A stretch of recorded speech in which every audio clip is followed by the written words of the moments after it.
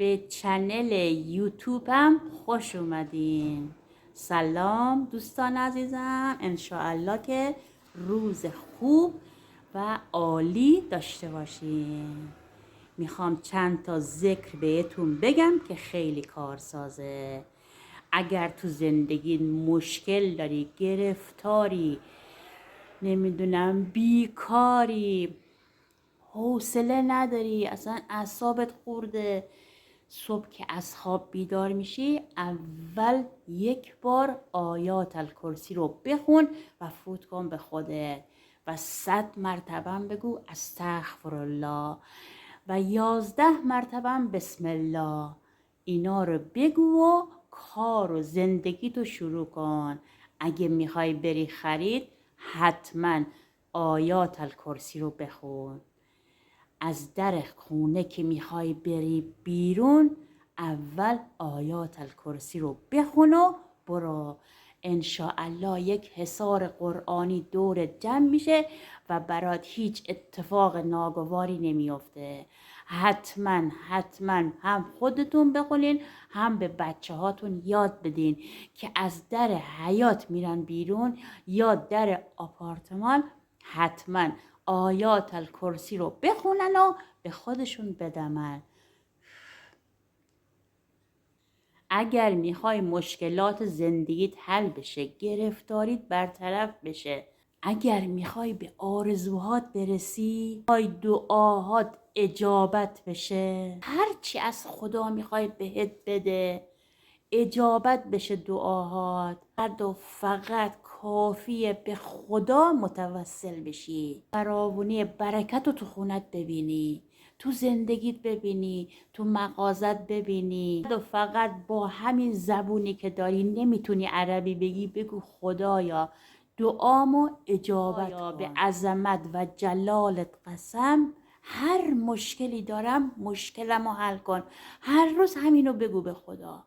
اگه میتونی بعد از نماز بگو، اگه میتونی از خواب بیدار شدی بگو، اگه میتونی داری میری به خوابی بگو. فقط روزی 1 مرتبه بگو خدایا به عظمت و جلالت قسم حاجت دل منو بده، گرفتاریمو حل کن، مشکلاتمو رفع کن. این دعا خیلی راحته، خیلی آسونه، کافیه روزی 1 مرتبه بگی.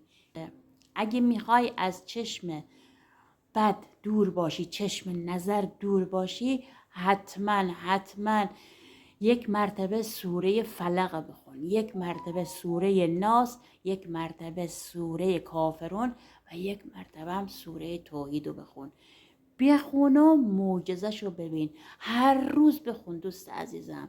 خیلی ها بهم میگین که ما اصلا حوصله هیچ کاری نداریم، انگار سنگینیم، حال نداریم، نمیتونیم از جامون بلند شیم، سردرد شدید داریم. تو رو خدا این 4 تا قول رو بخون رو دستت، اینجوری 4 تا قول رو بخون، بعد اینجوری بدم به خودت. ببین که چه معجزه‌ای میشه. حالت خوب میشه، گرفتاریت برطرف میشه، از چشم حسد و حسودان دور میمونی. بعضی از دوستان میگن که بدنمون درد میکنه، از خواب که بیدار میشیم حال نداریم بلند شیم. کافیه 1 مرتبه این ذکر رو بگی و هر جای از بدن درد میکنه اینجوری نوازش کنی. سلام قول من رب الرحیم، سلام قول من رب الرحیم. اینو بخون، هر جای از بدنت درد میکنه نوازش کن.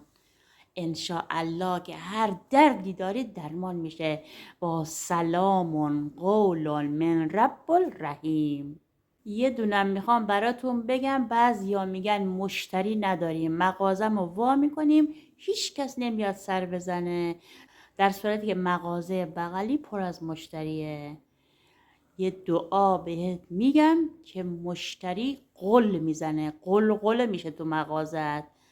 واقعا این راهکار عالیه، قرآنیه، تو مفاتیح الجنان هم اومده. دعای جوشن کبیر فراز 17 رو 1 مرتبه بخون، برو تو مغازت بنویس، بذار یه گوشه از مغازت.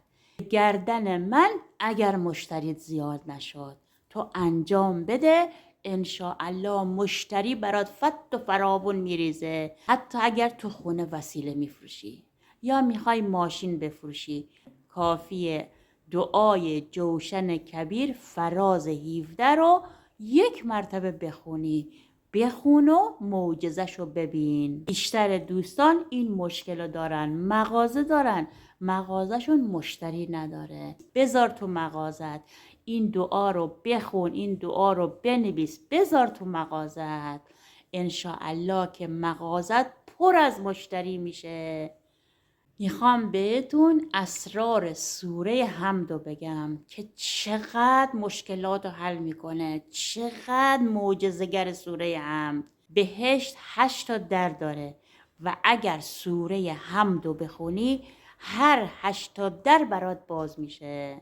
میدونستی تو سوره حمد 4000 حرف خدا هست؟ تو مفاتیح الجنان اومده اگر سوره حمد و 70 مرتبه بخونی مریضت شفا پیدا میکنه، 70 مرتبه بخونی گرفتاریت برطرف میشه. سوره حمد خوانندش خداست، بس به عظمت خدا شکر کن و سوره حمد رو بخون. عزیزم قرآن خودش معجزه است، همه سوره هاش خوبه، همه سوره هاش شفا بخشه، همه سوره هاش معجزه میکنه. سوره زاریات رزق و روزی رو زیاد میکنه، سوره واقعه برکت رو میاره تو خونه زندگیتون، سوره کوثر همه درد و بلاها رو از بین میبره، سوره مسد، سوره حمد شفای مریض دوستان عزیزم، سوره کافرون آرامش شدن بچه هامونه.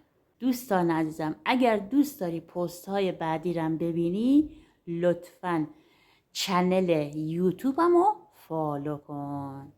به امید دیدار، التماس دعا دوستای خوب و قشنگم.